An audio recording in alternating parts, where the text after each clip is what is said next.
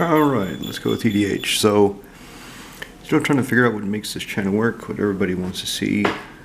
It appears my EDH content is fairly popular.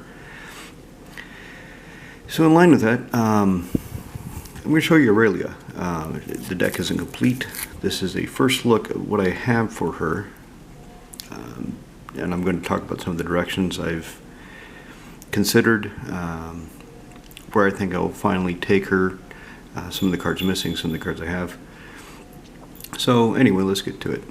Oh, and I'll post the previous deck list. So previously, when I had Aurelia, she was a really disjointed stack of good red cards, white cards, artifacts, and lands. Similar to Karavec, but Karavec has a theme. It's a hidden theme. The theme is get Karavec out, keep him out. Aurelia did not have a theme, and for a while that worked. It worked out pretty good, just based on the power of the cards. Excuse me.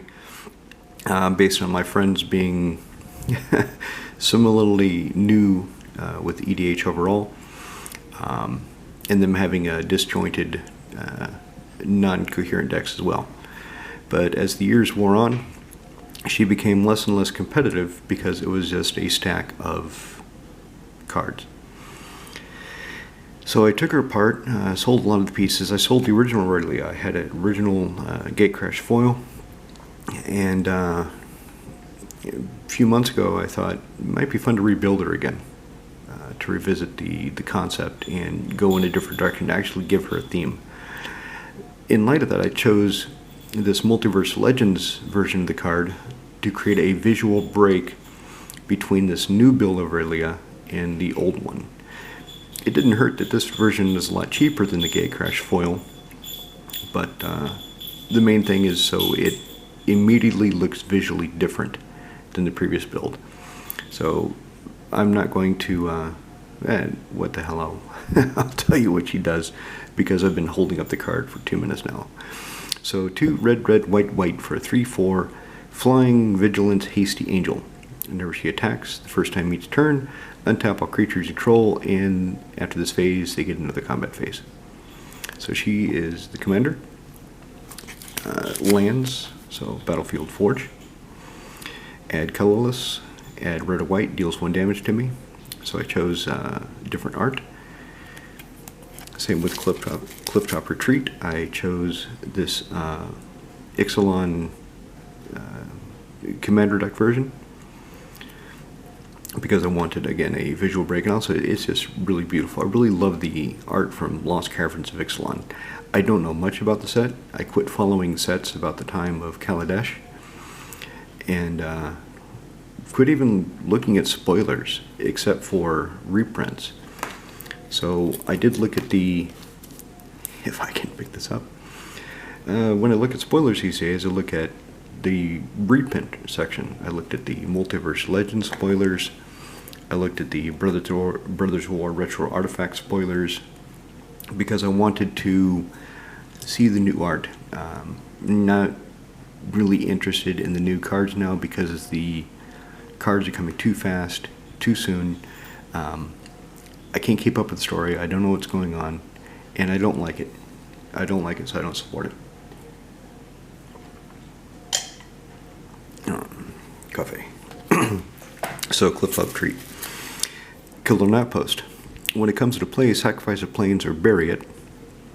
And I wish they would bring back the term bury. Bury used to mean goes to the graveyard, cannot be regenerated. It's a nice keyword, it's elegant, I like it. They should bring it back. Anyway, so after you sacrifice your plains, you get this land that you can, and it doesn't come into play tapped, which is nice. Tap, add white to your mana pool, or 1 white, tap, put a Soldier Choke into play. Treat it as 1 white creature. This is the first clue as to the direction I'm going to take Aurelia. At first I thought I would do an enchantment theme. Actually, that's not true. At first I thought I would do an attack trigger theme. I wanted creatures that do something when they attack, or do something based on damage. Itali, Ragavan, Burmaz, and so on. And there's not enough interesting creatures that have attack or damage triggers to really flesh out the deck to the extent I want.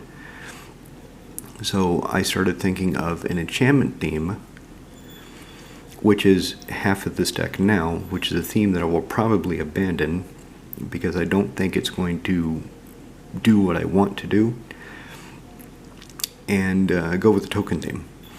So to continue, Sunhome, Fortress Legion, tap, add 1 to your mana pool, or 2 red-white tap. Target creature gains double strike in a turn. My Slayer's Stronghold, it's in bad condition. It's in really poor condition. So I put in a list of cards to buy for Aelia to get one in near mint condition because it doesn't cost that much anymore. I just haven't acquired it yet. To go with the enchantment theme, I have this Japanese Serra Sanctum. Tap, add 1 white to your mana pool for every enchantment you control. As an aside, I actually had this listed on MKM, but it's not going to sell. When I bought this card, I bought it at about 200 euros, and the price has almost fallen in half since then. I bought it at a high. It's now at a low, and I want to put it somewhere. I've got 1 Serra Sanctum in Rafik of the many, my signed English one. So I wanted a home for the Japanese one. I chose the Lorwyn Mountain Plains combo. Actually, I think it goes this way. Yeah, that's the way it goes. Because I just like looking at these. I love the Lorwyn lands. I love the Lorwyn set, the feel. It just makes me happy. So let's go with, actually, let me put the artifacts where they belong. So one of the reasons I want to attack. I want combat. I want to smash the creatures with Aurelia. And in light of that, I want everybody else to join in the fun. So Angel's Trumpet. 3 for an artifact. So attacking creatures get vigilance, basically. So I think that's new wording. It just says all creatures have vigilance. At the end of each player's turn, all untapped creatures he or she controls that did not attack this turn, the trumpet does 1 damage to that player for each creature tapped this way. So if they've got anything they don't want to attack with, then they better figure out how to tap it, or else it's going to get tapped anyway and they're going to take a point of damage for it. But I plan to do a lot of attacking. Burrow Signet. Some of these I really like. Some of Dan Frazier's new Secret Lair signets I like. Some of them I don't. Here's one of the ones I do like. Helm of Possession. Since I'm thinking tokens, this is probably overrepresented in my commander decks. I love this card. It's fantastic. Any kind of token theme, really, you need a Helm of Possession. 4, you can choose not to untap during tap phase. 2, sacrifice creature. Gain control of target creature for as long as you control the helm and it remains tapped. So if you're making tokens, somebody has something big that is nicer than a 1/1 or 2/2 token that you have, just snatch it. Prize Shield. What's neat about this is this retro frame artifact version is a lot cheaper than the original, and I like it better. It's also one of the new printings that actually looks good. When I picked this up at my LGS, I'd also ordered 4 Screw the Critics, the new Ravnica Remastered foils. They look terrible. They look like trash. The art, the image, you could see the dot matrix. It was not a crisp, clear image. It looked not really faded, but indistinct and not really pixelated. It looked like an old newspaper. It looked like an old color printing from a newspaper where they're not really concerned about the quality. and I didn't like it, so I did not take those skewers home. I gave them back to Aelia. Just said, no, these, I'll just have to spend the money and get the original Ravnica Skewer the Critics in foil. So, she will still have the red-white theme. So Balefire Liege, 2, 3 red or 3 white hybrid. Other red creatures get +1/+1. Other white creatures get +1/+1. Whenever I play a red spell, I lightning bolt something. Whenever I play a white spell, I gain 3 life. So whenever I play a red-white spell, I lightning helix. And he's a good size at 2/4. So kind of tough. Firemade Avenger, 2 red-white for a 3/3 flying angel. And whenever she and at least 2 other creatures attack, I get to lightning helix. Since I'm going to have tokens, and I'm going to have the Angel Trumpet, yeah, I will be attacking with a lot of creatures every turn. That is the plan. Whether or not it works, that remains to be seen. Inferno Titan. So, 4 red for a 6/6 giant. He's got fire breathing. Whenever he enters the battlefield attacks, he deals 3 damage, divided as I choose among 1, 2, or 3 creatures players. Basically, I get 3 gut shots. Although gut shot can't hit a player, can it? Only hit a creature. Anyway, he's here as a holdover to the attack trigger theme. Knight Captain Vios. Here now we're starting to see the token theme come through. And I don't know if I want to go more soldiers or more goblins or keep kind of a split. I'm still up in the air about that. If I go more goblins, then obviously I would want to get Krinko. I'd want to get Legion Warboss. I'm still thinking about that, still deciding on the final direction. So Knight Captain Vios, when he comes into play, I get 2 1/1 white soldier creature tokens. I can spend 1, sacrifice a soldier, and prevent all combat damage if we be dealt this turn. So 1 white, sacrifice soldier, and fog. There's one of my attack enablers. Ogre Battle Driver.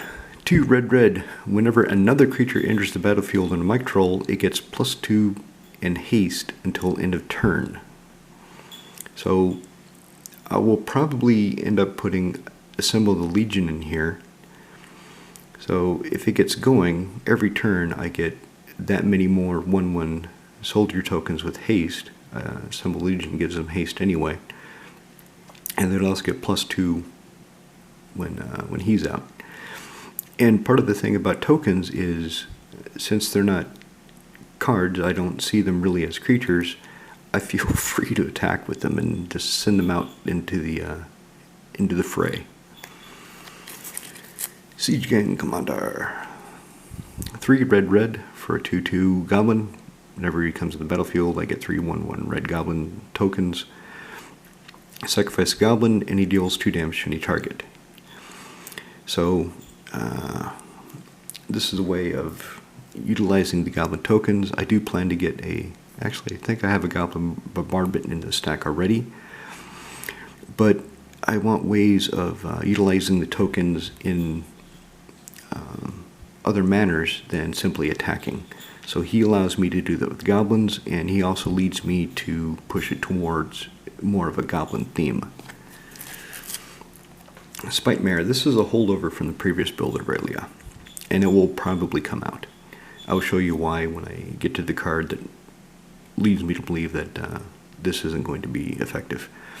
So 2 red-white hybrid for a 3/3 elemental. Whenever it's dealt damage, it deals that much damage to our creature or player. The idea is that I would equip the Spite Mare with a prize shield, so whenever I take damage, it's redirected to Spite Mare, which then redirects it to something else. But then typically the Spite Mare would die.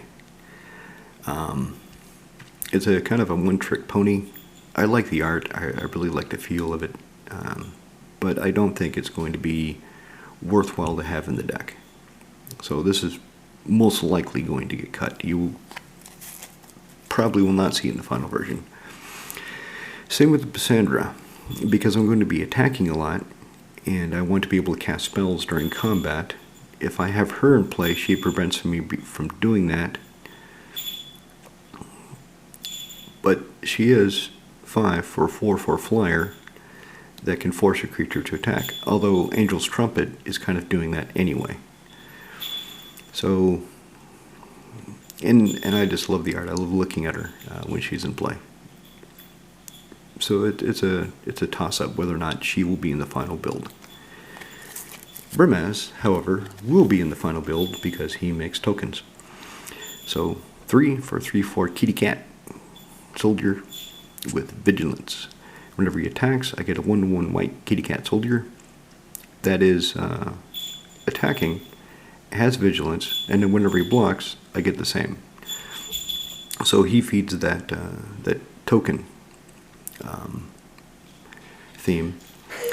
Although the cat soldiers, so that goes to the soldier. In fact, with Knight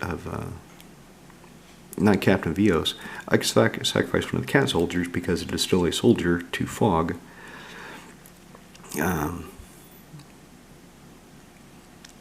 And maybe there's some other things I want to do. I'm still thinking of it. I'm still trying to figure out how I want the final build to be.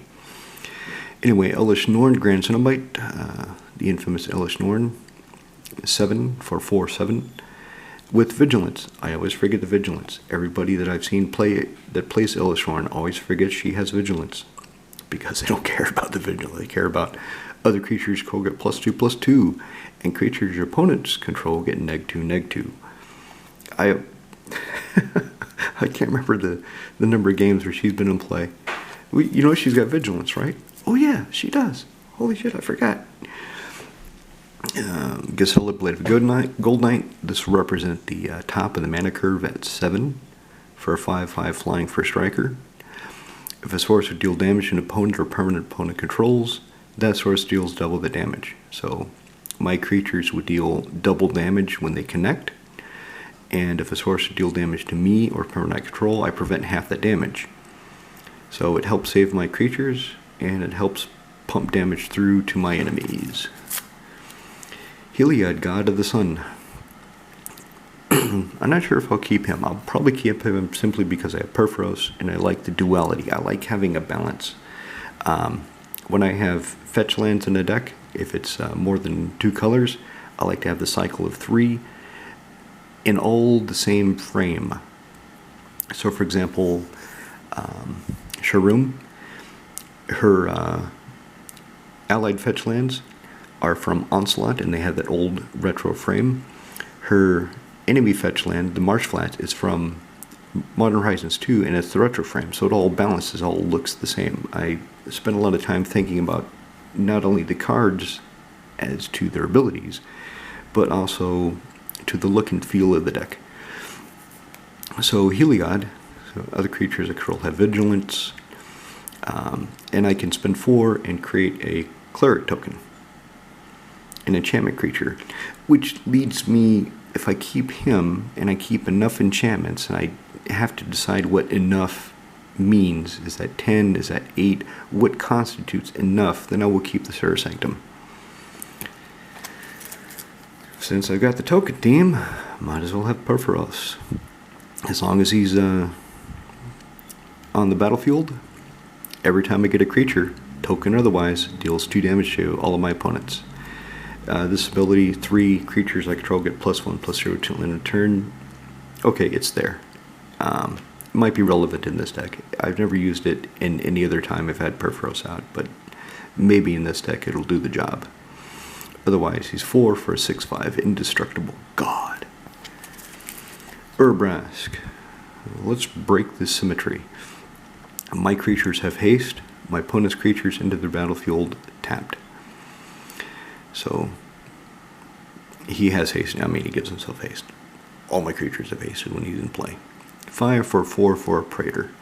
And it's nice that he balances it Elish Norn. I've got both Embercleave. Probably going to take this out. It only affects 1 creature. Sure, it gives it +1/+1 double strike and trample. It has flash, costs 1 less for each attacking creature I have, but it only impacts 1 creature.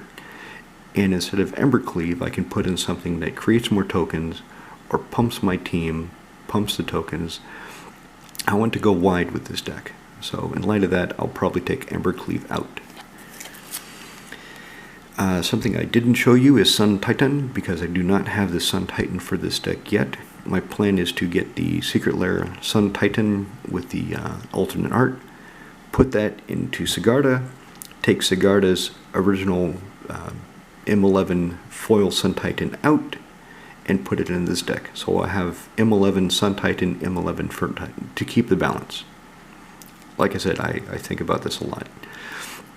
So Angelic Renewal, if any creatures are put in the graveyard for play, I can sacrifice this, bury it, and put one of those creatures back into play.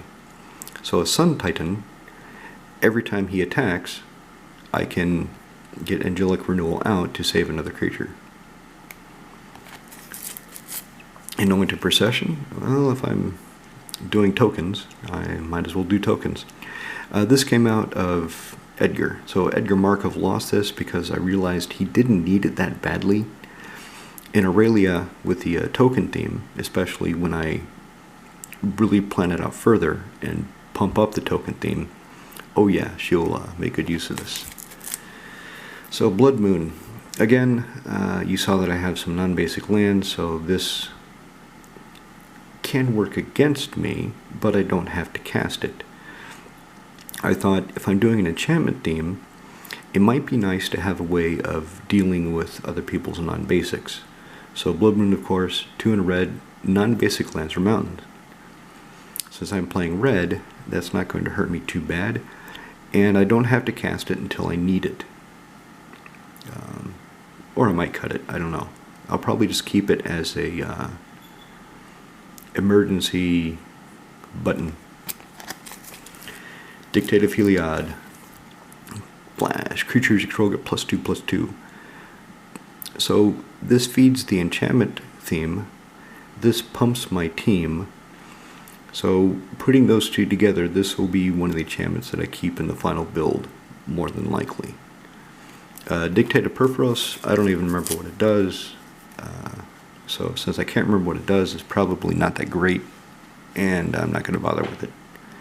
After this, though, since I talked about it, I'll go look it up and find out what it does. Fire Emancipation. This does nothing on its own, and it costs 6. I fully appreciate that, but if things get going, and I've got tokens, I attack with, say, 4 1/1 tokens.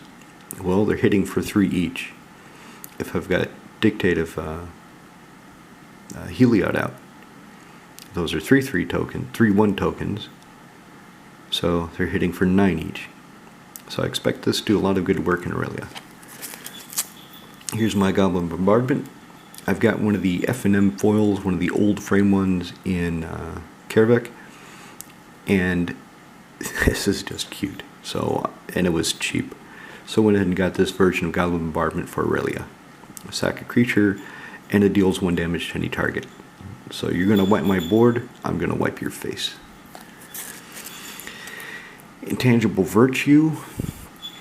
Although this is good and cheap, there is a possibility I will cut it because Dictate of Heliod buffs everybody. It all depends on how hard I go with the token theme and how many other creatures I have, whether or not I keep this.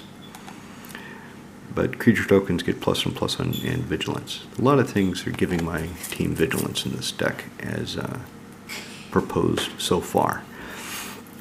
In the Web of War, 5 for an enchantment that whenever a creature comes to play under my control, it gets +2/+0 and haste until end of turn. Maybe I'll cut this